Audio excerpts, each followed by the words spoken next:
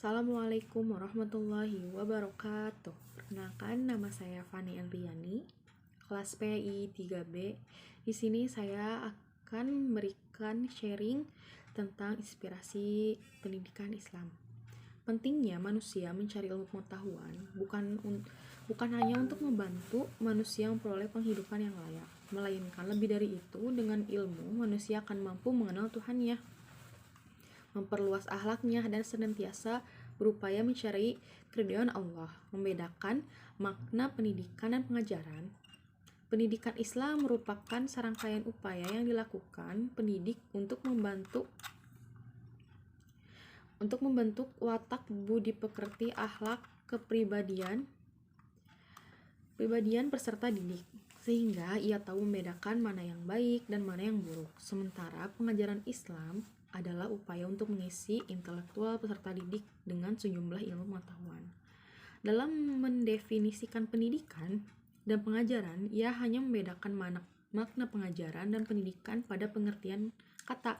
Akan tetapi, secara esensial, ia tidak bisa membedakannya. Setiap proses pendidikan di dalam terdapat proses pengajaran, keduanya saling melengkapi antara satu dengan yang lainnya. Dalam rangka mencapai tujuan yang sama, tujuan dan misi pendidikan akan tercapai melalui proses pengajaran. Demikian pula sebaliknya, proses pengajaran tidak akan banyak berarti bila tidak dibarengi dengan proses pendidikan.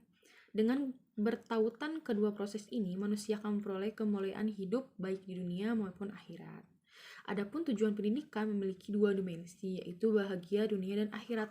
Untuk mencapai tujuan tersebut, manusia harus menjalankan tugasnya dengan baik, yaitu beribadah.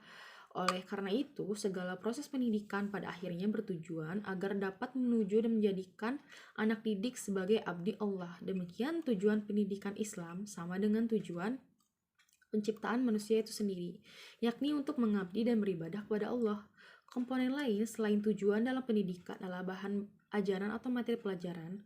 Untuk merealisasikan tujuan pendidikan, maka perlu adanya seperangkat materi yang perlu diberikan kepada anak didik untuk kemudian diinternalisasikan dalam kehidupan real anak.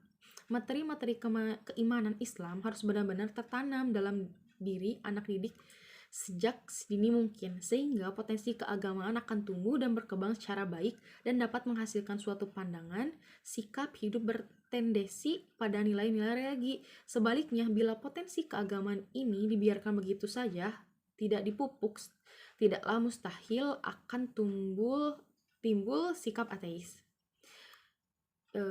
Hal ini akan sesuai dengan konsep Islam bahwasanya iman itu bisa bertambah dan berkurang tergantung pada pemeliharaannya, sebagaimana firman Allah